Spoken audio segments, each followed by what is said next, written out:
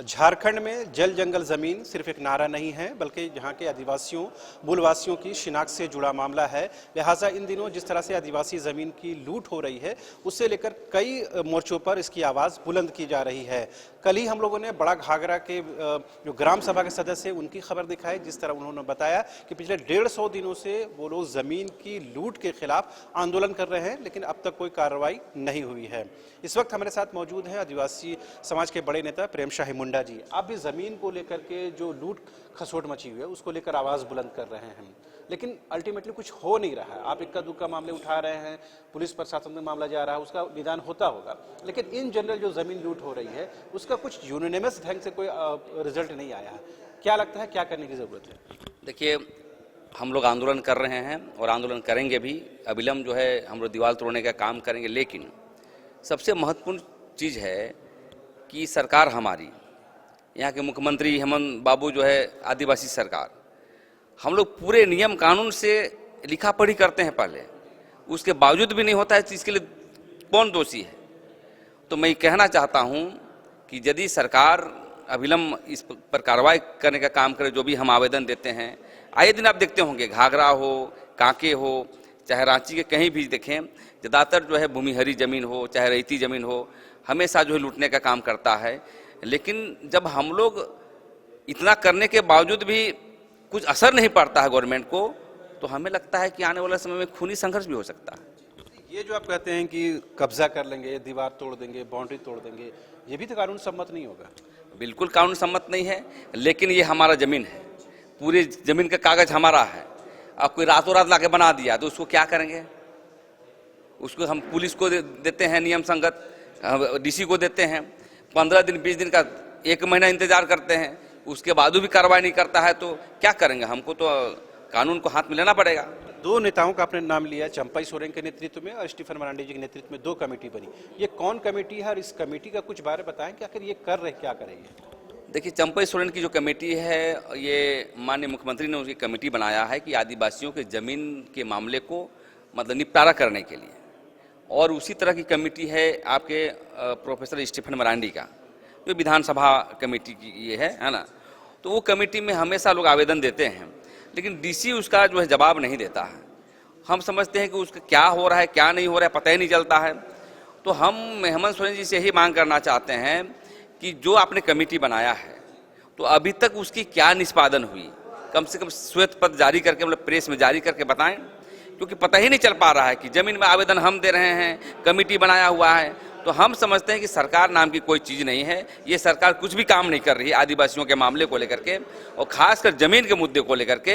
देख रहे हैं कि कमेटी भी वैसे पड़ा हुआ है, क्या कर रहा है क्या नहीं पता नहीं चल रहा है। इसीलिए मैं मांग करना चाहता हूं कि अविलंब जो है हेमंत सोरेन जी, कि यदि आदिवासी की राजनीति करते हैं और आदिवासी को एक अच्छे रूप से देखना चाहते हैं, तो कम से कम फिर से जो है विशेष टास्क फोर्स बना करके जमीन को बचाने का काम करें। आप ये कहते हैं कि आदिवासियों के नाम पर सरकार आई है, लेकिन आदिवासियों के लिए कुछ नहीं कर रही है।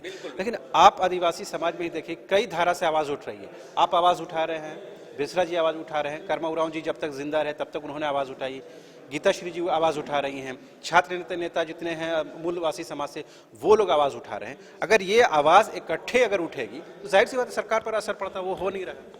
हाँ, बिल्कुल बिल्कुल, ये सामाजिक एकता की ज़रूरत है, लेकिन धीरे धीरे लोग गोलबंद हो रहे हैं।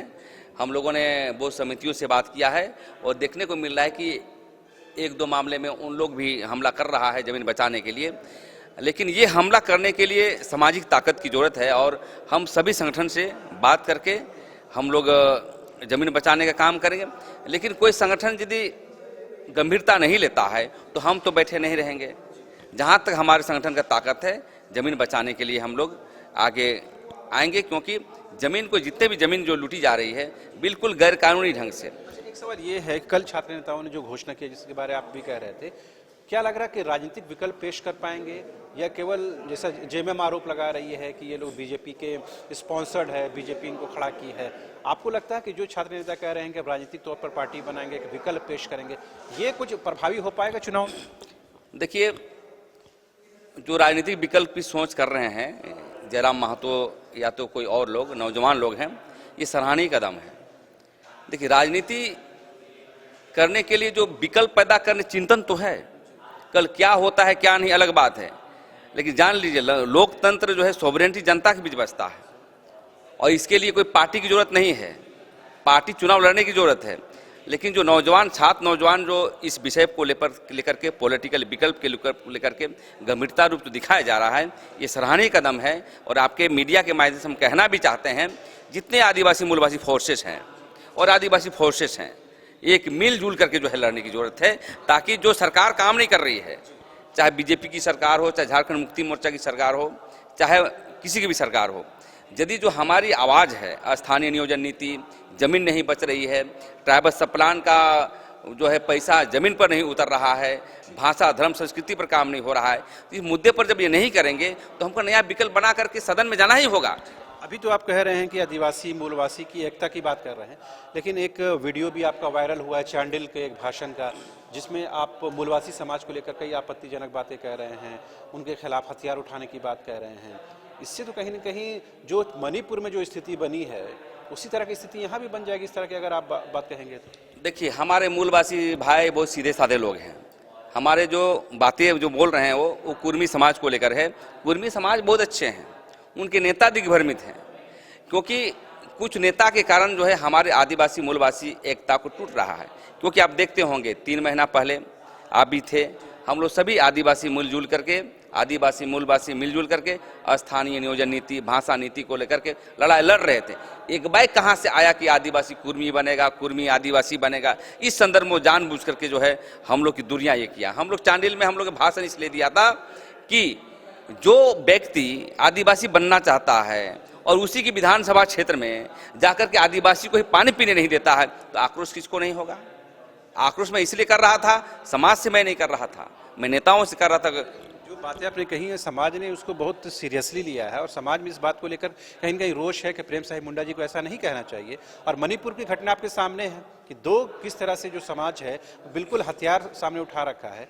क्या झारखंड में वो स्थिति उत्पन्न नहीं हो सकती इस तरह की बातों से? बिल्कुल बिल्कुल, जैसी ऐसी परिस्थिति रहा तो मणिपुर की स्थिति आ सकती है, लेकिन झारखंड के मूलवासी जो है परिपक्व हैं, राजनीतिक हैं, कूटनीतिकार हैं, आदिवासी भोले भाले हैं।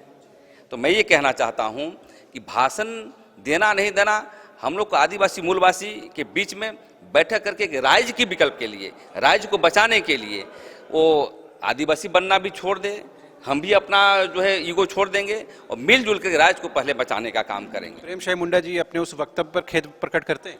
नहीं, खेद क्यों प्रकट करूंगा भाई?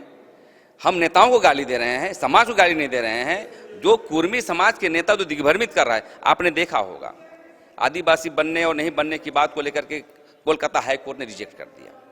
देखिए, आदिवासी हम लोग नस्ल हैं, पैदा होते हैं, उसके 18 बिंदु पाए जाते हैं, TRI का रिपोर्ट जाता है, महारजिस्ट्रार जनरल ऑफ इंडिया के पास जाता है, फिर उसको भेजता है मंत्रालय, फिर गृह मंत्रालय को भेजता है, और जो भी मामले आए हैं उसमें उस मामले को लेकर के कुर्मी लोग खरा नहीं उतरता है, क्योंकि वो एक ऋषि मुनि के तर्ज पर वो अपना नाम रखते हैं, और हम लोग जो है पशु पक्षी के नाम पर रखते हैं।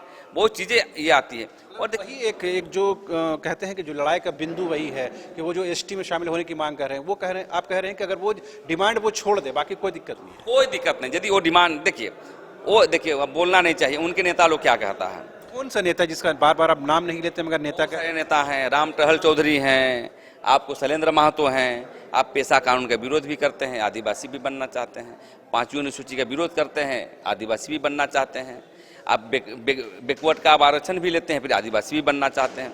तो देखिए, संघीय व्यवस्था में आदिवासी हम हैं, हमको आदिवासी रहने के साथ आरक्षण मिला है, तो हमारा आरक्षण कल हटा देगा। तो उन लोग डेवलप किए, पहले तो आरक्षण हटा दिया गया, वो स्वयं वो हटा क्या दिया, वो स्वयं बोले कि हम आदिवासी सूची में नहीं रहेंगे। तो अभी जो राजनीतिक परिदृश्य में लोग लाभ को लेकर के, एक नौजवान जो बहुत अच्छा, जयराम महतो बहुत अच्छा बढ़िया लड़ रहे हैं स्थानीय नियोजन नीति को लेकर। जिस तरह की भाषा बोल रहे हैं उससे तो जो आज का नौजवान पीढ़ी है महतो समाज का, वो भी कहीं ना कहीं आपसे नाराज हो जाएगा। अरे भाषा की क्या प्रयोग किए हैं हम लोग यही बोले हैं ना कि कुर्मी को आदिवासी बनने नहीं देना है, नहीं बने। हम लोग किसी को काट तो मार तो नहीं रहे हैं। देखिए, इसलिए हमारा जो आक्रोश भाषण था कुर्मी समाज के नेताओं, जो कुर्मी समाज के नेताओं, आदिवासी और मूलवासी एकता को तोड़ने का जो प्रयास कर रहा है, इससे आक्रोश रहेगा। और हम यही कहना चाहते हैं आपके मीडिया के माध्यम से, जब इस बात को छेड़ी दिया है तो पॉलिटिकल बैनर पर हमको आदिवासी मूलवासी मिल करके ही लड़ना पड़ेगा, क्योंकि अलग राज्य के लिए आदिवासी भी तो लड़ाई है, लेकिन मूलवासी भी लड़े हैं। लेकिन एक बैग जो आकर के जो हमारा दिग्भ्रमित किया जा रहा है, कभी हम आदिवासी बनना चाहते हैं तो भी क्या मुद्दे आ जाते हैं बीच में, तो ये मुद्दा नहीं है। झारखंड के हित के लिए हमको मिलजुल के ही लड़ना पड़ेगा। तो आपने सुना, ये थे आदिवासी नेता प्रेम शाही मुंडा जी, जिन्होंने साफ तौर पर कहा कि उनकी लड़ाई मूलवासी समाज से किसी बिंदु पर नहीं है, सिर्फ वो एसटी बनने की जो जिद है उनकी वो छोड़ दे, बाकी आदिवासी मूलवासी के बीच जो एकता बनी हुई है वो कंटिन्यू रहेगी। जहाँ तक जिस भाषण का जिक्र किया जा रहा है उससे कहीं ना कहीं मूलवासी समाज में थोड़ी नाराजगी है, जिसका उत्तर प्रेम शाही मुंडा जी ने अपने शब्दों में देने की कोशिश की है। साथ ही जो छात्र नेताओं ने राजनीतिक तौर पर 2024 के चुनाव से पहले राजनीतिक विकल्प देने की बात कही है, उसका प्रेम शाही मुंडा जी ने स्वागत किया है। फिलहाल आप देखते रहिए न्यूज़ 22 को। वेलकम टू चाचा मामा दंगल। हास्य अदाकार संजय मिश्रा से गुजारिश है कि वह अखाड़े में कूदे और फुलटूस को ट्रॉफी से नवाजे। लगता है समाधि ले ली। अरे बुला रहे हैं। अरे बोल रहे हैं। टॉप टेक सीमेंट, जो जोड़े तो छोड़े नहीं, मजबूती ही हमारी पहचान।